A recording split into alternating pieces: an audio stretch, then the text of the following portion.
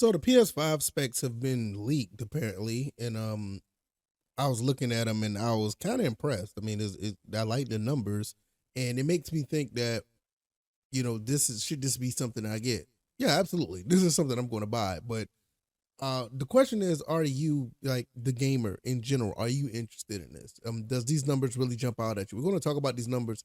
I'm going to give you my reasons why I asked if you're interested. So apparently it's going to be 45% faster as far as rendering rate, four times the performance upgrade for ray tracing. It's going to have 33.5 teraflops, which is triple over the PS5. So apparently it's supposed to be anywhere between, you know, uh 3 to 4 times faster than the PS5.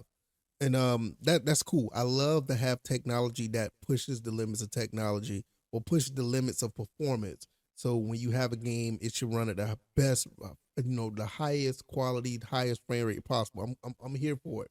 It's one of the reasons why I love buying and building PCs. But I do have a question about this. The reason why I asked, "Are you interested?" is because where are the games that's going to benefit from this?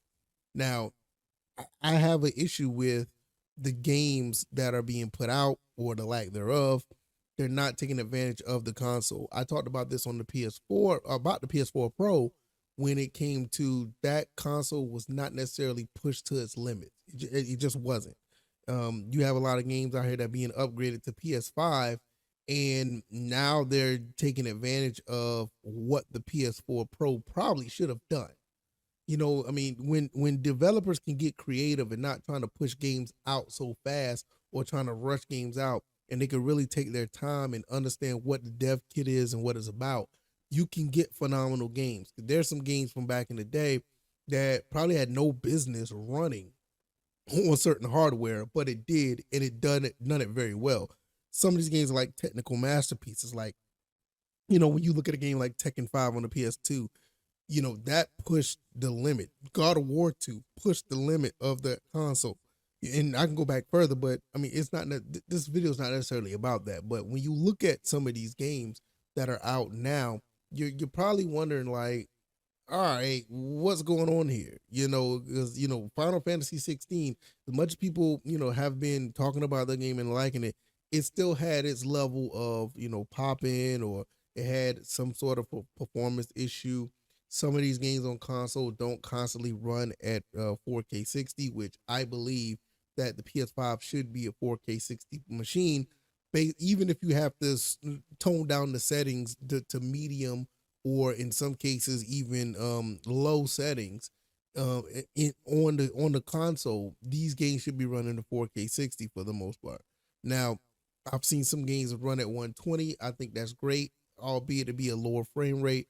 And for all intents and purposes, I think the Xbox Series X and the PS5 are, in some cases, like 1440p machines, which you look at the PS4 Pro or the Xbox One X, those are supposed to be 4K machines, but for the most part, those consoles are 4K 30.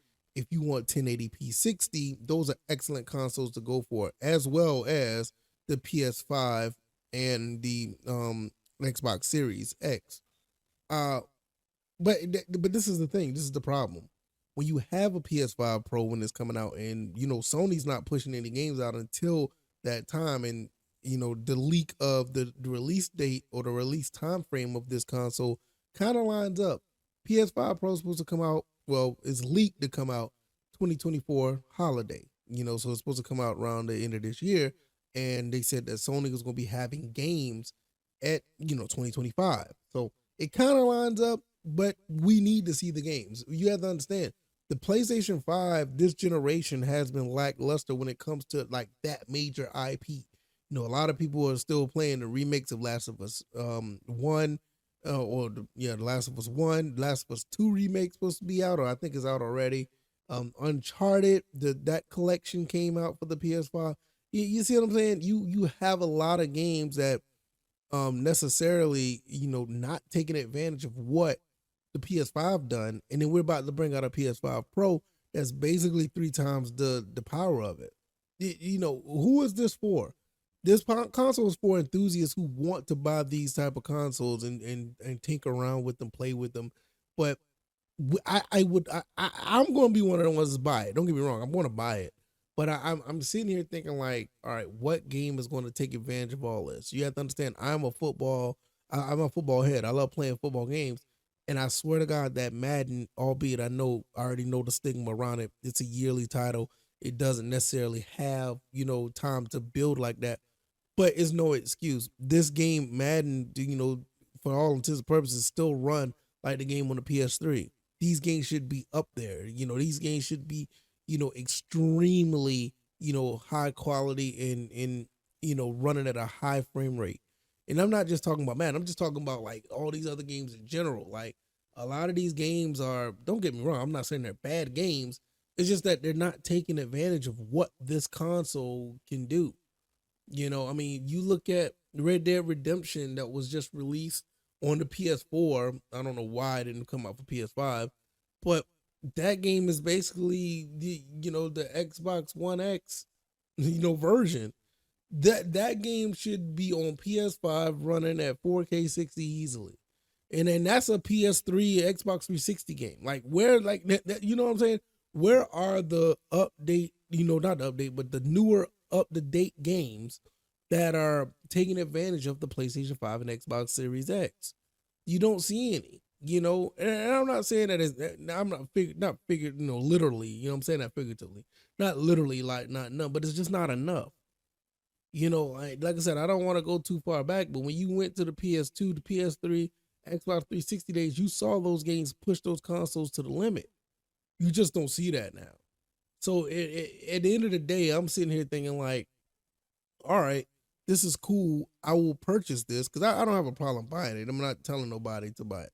But if you're going to be interested in it, are you interested like me for the specs and see what it do? Or are you just going to hold by it and hopefully it's future proof when these other games come out and these games are living up to the hype? If it's 3 times faster than the PS5, these games on here should be doing at least 4K, at least 4K 60 easily. Easily, if it's 3 times the power. Because like I said, I have a PC right now, and it's not the strongest PC. I mean, don't get me wrong, I'm still running a 3900X with a 5700 XT, but you better believe that that PC is running circles around what the PS5 can do. I mean, it really is. It's running circles around it. I can run games at 4K, in some cases higher frame rates than 60. I can get a decent 75 in some games, even in some newer games. But to be honest, and before I get out of here, that goes to a bigger picture in general. This is not just the PlayStation, Xbox, or PC situation. There are games now that just not being developed to be pushed to the limit. They're just not. You go on Steam right now, a lot of these games, they're not necessarily telling you, get like a high end PC for recommended specs or recommended requirements. A lot of the games that are out now, I can still run on my 3900 and still get a really good performance frame rate, even at 1440p plus. So it's not necessarily the PlayStation 5 Pro or PS5.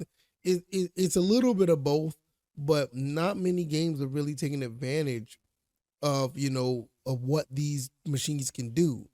I don't know if that's like a Sony thing where their first party games aren't doing it, or if just a game development situation. But I just don't see just constantly pushing out a bunch of Ferraris when only a few people know how to handle the Ferrari. I mean, are you making money off of that?